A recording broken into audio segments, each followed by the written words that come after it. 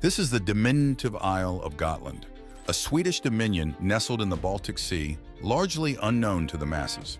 Typically, Swedes embark on a 3-hour ferry voyage from the mainland to relish the picturesque medieval town of Visby for a brief respite. However, this island harbors another dimension, a NATO stronghold equipped with long-range missiles, tanks, and a fully manned garrison poised for defense. Beneath its serene facade lies a strategic import that has emerged as a linchpin between Russia and NATO. Historically, Gotland has been a coveted asset due to its location, granting control over pivotal maritime routes.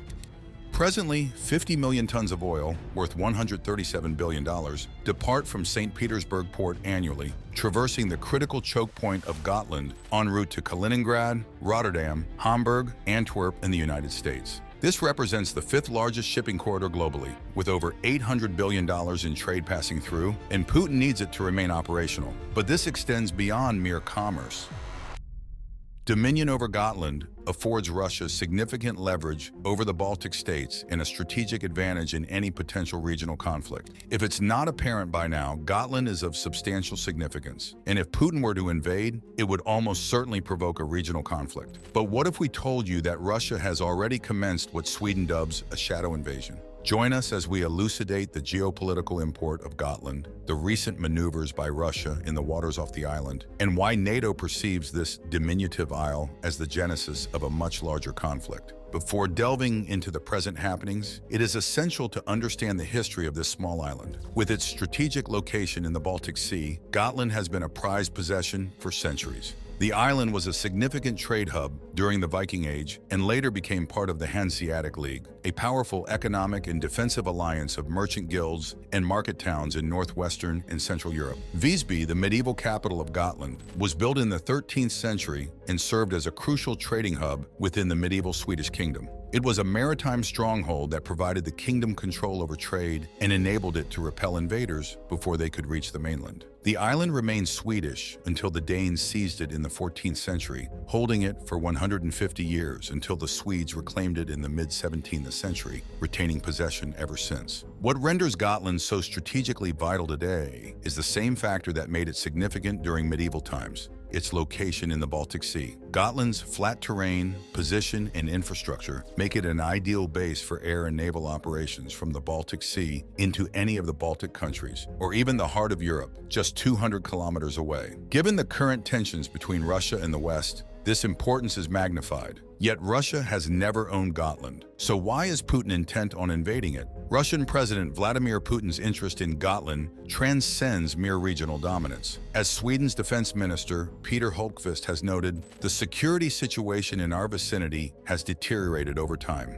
The aggressive Russian behavior worries us deeply. This statement underscores the heightened alert among NATO members and their growing concerns about the Baltic region's stability. The stakes escalated when Russia began conducting military exercises in the Baltic Sea, which included simulated attacks and espionage. These maneuvers have taken place on a shadow fleet of unmarked commercial tankers that are definitely not Russian Navy. This shadow fleet operates near Gotland's eastern coast, just outside Sweden's 12 nautical mile territorial waters. By remaining in the exclusive economic zone, they evade direct jurisdictional action from Sweden and NATO. These vessels conduct ship-to-ship oil transfers and utilize highly sophisticated communications equipment, suggesting espionage activities. If these vessels were Russian Navy ships instead of commercial tankers, it would constitute a severe provocation, likely leading to extreme escalation and prompting a robust military response from Sweden and NATO. The use of commercial ships allows Russia to exploit international maritime laws, complicating NATO's ability to take direct action without triggering a broader conflict. This strategic positioning challenges NATO's surveillance and response capabilities, serving as a constant reminder of Russia's ability to circumvent sanctions and project influence in a volatile region. This tactic permits Russia to encroach on Gotland without direct military confrontation, posing a significant challenge for NATO. Adding to the complexity is the connection to Kaliningrad, Russia's isolated exclave in Europe. Control over Gotland would provide Russia a strategic bridge, enhancing its capacity to project power and maintain supply lines between the Russian mainland and Kaliningrad. This connection could substantially alter the regional balance of power,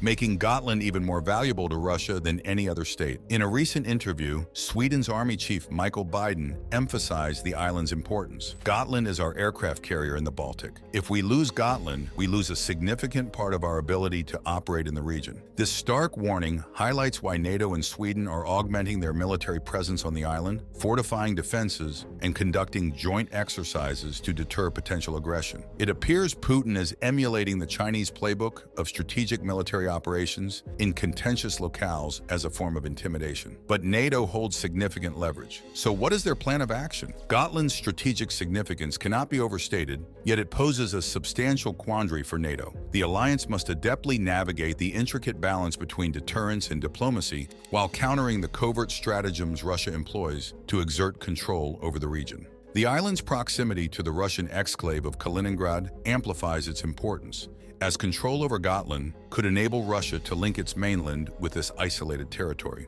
thereby reshaping the balance of power in the Baltic. NATO faces a multifaceted challenge. On one hand, they need to bolster Gotland's defenses against potential aggression. On the other, they must avoid instigating a direct conflict that could swiftly escalate. As noted in a Newsweek article, the presence of Russian forces and their military exercises in the region create a scenario where any miscalculation could lead to open hostilities. Swedish Defense Minister Peter Hultqvist remarked, "The risk is that it becomes like a powder keg, where one mistake or miscalculation can have serious consequences."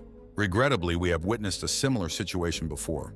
The unfolding events in Gotland bear striking resemblances to Russia's annexation of Crimea in 2014. Much like Gotland, Crimea held immense strategic value due to its location in the Black Sea, offering Russia a crucial naval base in Sevastopol and control over significant maritime routes.